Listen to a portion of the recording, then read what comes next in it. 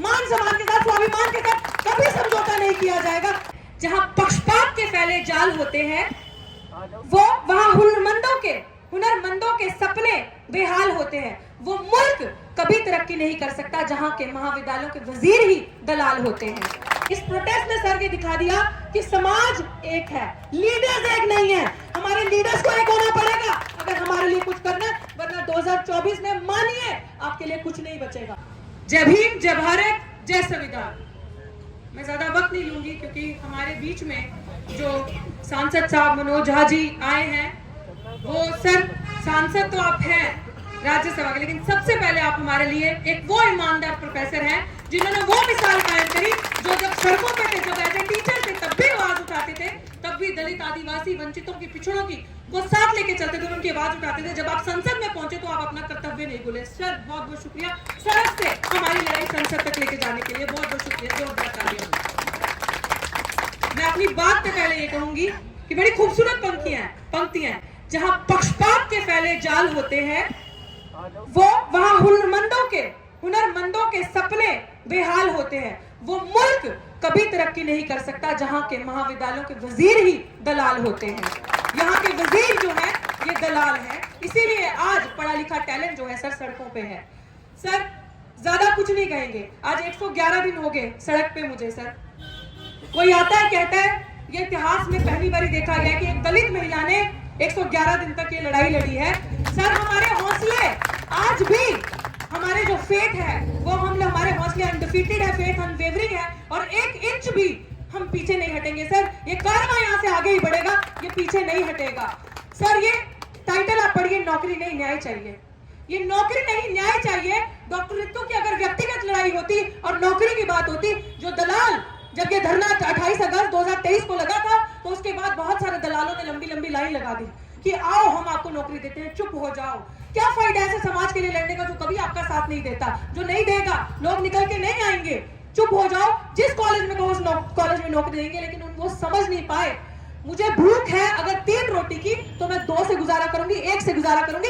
मान सम्मान के साथ, स्वाभिमान के साथ कभी समझौता नहीं किया जाएगा, क्योंकि हम लोगों को इस विश्वविद्यालय में या कहीं पे भी किसी भी जगह पे कभी भी मान सम्मान नहीं मिला। हमारी डिग्निटी की लड़ाई है, हमारे अस्तित्व की लड़ाई है।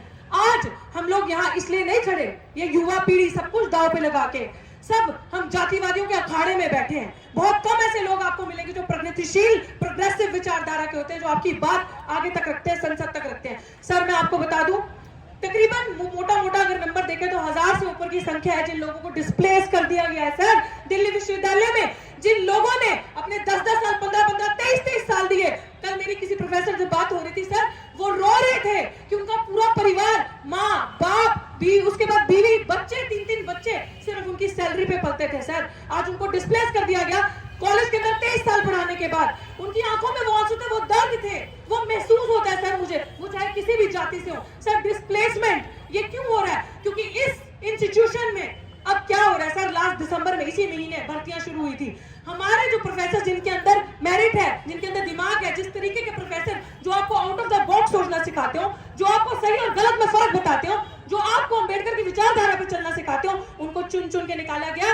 और गद्दारों को, दलालों को, जो आपको कभी कोई आइडियाज नहीं दे सकते, आपको कभी आउट ऑफ द बॉक्स सोचना सिखा नहीं सकते, उन मूर्खों की भर्ती करके रख दी। यहाँ पे क्या चल रहा है? पैसा चल रहा है और दलालों की फौज भर्ती की जा रही है। इस चीज की हमारी लड़ाई है सर, ये इंसाफ की लड़ाई है और ये उस चीज की लड़ाई है कि यूनिवर्सिटी हमारी है सर।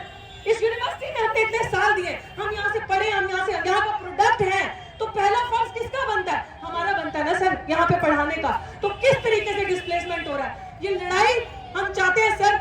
आज जितने भी लोग, मैं आप सबको कहती हूँ, आप निकलो, घरों मकानों से निकलो, जंग लड़ो इन बेईमानों से, यही करना है हमें। क्योंकि अगर हम बोलेंगे नहीं तो वो इसी तरह से बेईमान हमारे सिर पे चढ़ के राज करेंगे और हमारा सब कुछ हमारी आंखों के सामने छीन के ले जाएंगे, जो आज हो रहा है। ये लोग सांसदों को नहीं बख्शते। आपने देखा महुआ बहन के साथ, महुआ मित्रा जी के साथ क्या हुआ, तो हम क्या है? आपको इस प्रोटेस्ट ने सर ये दिखा दिया कि समाज एक है, लीडर्स एक नहीं है।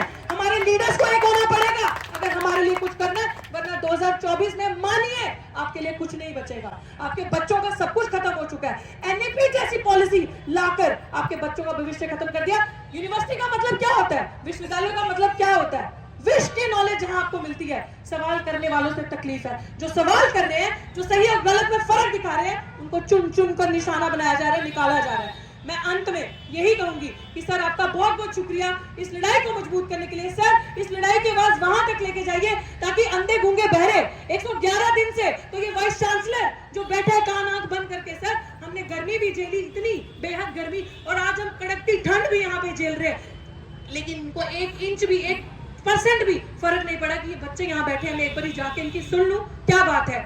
सर सिर्फ ये आवाज आप पहुंचाइए कि डिस्प्लेसमेंट तो हो रहा है 100%। ये देखिए सर, ये क्रिमिनल ऐसी महिलाओं के लिए सर 33% बिल आरक्षण पास होता है ऐसी महिलाओं के लिए। और वो महिला, हमारे सांसद साहब ने शायद सवाल उठाया था कि मेंस्ट्रुअल लीव पे कुछ कहेंगे, और वो महिला, शर्म आती है ऐसी महिला को महिला कहने पे ही। I strongly condemn her statement. Madam Smriti Irani, आपके पास तो सब कुछ है, आप तो खाती पीती हैं, रिष्ट पुष्ट खानदान से लगती हैं, आप उनके लिए सोचिए जिनको आप कहती है मेंस्ट्रुअल लीव उनके लिए नहीं है, ये कोई हैंडीकैप नहीं है। आपको शर्म आनी चाहिए कि स्टेटमेंट देते समय वो लोगों के लिए कितनी जरूरी ये चीज होगी जिनके घर पे खाना नहीं है, जो कुपोषण का शिकार है महिलाएं, जिनके शरीर में हड्डियां खुलती हैं, उनके बारे में सोचिए। बट ये सरकार महिला विरोधी है, ये सरकार युवा विरोधी है, ये विश्व गुरु बनाने की बात नहीं करते, ये मूर्खों की जमात पैदा करके रख देंगे अगर आप नहीं बोलोगे साथियों। और मैं चाहती हूँ कि मैं इस आंदोलन पे, इस जमीन पे ऐसे नहीं बैठी, मैं तब बैठी क्योंकि मेरा समाज ही मुझसे सवाल कर रहा था, अरे क्या लड़ाई है, पक्का गलती इस लड़की की भी होगी। सर इस औरत पे ना कि सिर्फ SC/ST एक्ट के अंदर चार्जशीट है, FIR, she has also been chargesheeted under so and so sections, जिसमें किसी सेक्शन में 7 साल की सजा, किसी में 2 साल की सजा, बट इंक्लूडिंग पुलिस प्रशासन एंड DU प्रशासन, चोर चोर मुसेरे भाई, everyone is trying to protect this criminal. क्योंकि अगर ये क्रिमिनल जेल में जाएगी तो रजिस्ट्रार साहब जाएंगे, वाइस चांसलर साहब जाएंगे, क्योंकि दोनों पे FIR है, रजिस्ट्रार साहब पे भी सेम FIR है। तो इसलिए ये सब इसको प्रोटेक्ट कर रहे हैं, क्योंकि चार्जशीट SC/ST एक्ट में जमा नहीं होती जब तक मुस्लिम को अरेस्ट नहीं किया जाता। तो पहला एक ऐसा केस है जिसमें इतना सपोर्ट एक अपराधी को दिया जा रहा है। सर ये बहुत बड़ा हीनियस क्राइम है सर, एक पढ़े लिखे टीचर के अगेंस्ट फ्रॉड डॉक्यूमेंट यूज करके उसको निकालना, और वो फॉर्जरी किसने पकड़ी है, अमित शाह पुलिस ने, और अमित शाही पुलिस ने चार्जशीट जमा करवाई है। सोचिए SC/ST एक्ट में FIR नहीं होती, चार्जशीट तक जमा है। ये हक और अधिकार की लड़ाई है, आज आप याद रखना। अंत में यही कहूंगी, जितने भी लोग सुन रहे हैं, ये डॉक्टर रितु की लड़ाई नहीं है, डॉक्टर रितु का व्यक्तिगत स्वार्थ नहीं है, डॉक्टर रितु अपने लिए नहीं लड़ रही, डॉक्टर रितु यहाँ से तब हिलेगी, कहा था आपको पहले दिन, सिर पे कफन बांध के आए, पीछे का रास्ता नहीं देखा, और मौत से हम नहीं डरते। हम लोग बाबा साहेब अम्बेडकर को मानने वाले, भगत सिंह को मानने वाले, पेरियार, फूले शाह को मानने वाले, हमने पीछे का रास्ता नहीं देखा। और मैं यही कहूंगी कि बस हमारा साथ दो, इस सड़क पे आओ, हम आपके लिए अपनी छाती पे जो भी खाना होगा खाएंगे, लेकिन आपको कभी हारने नहीं देंगे। जितने भी लोग सुन रहे हैं, ये लड़ाई आगे बढ़ेगी, पीछे नहीं जाएगी। जय भीम, जय भारत, जय संविधान। बहुत बहुत शुक्रिया।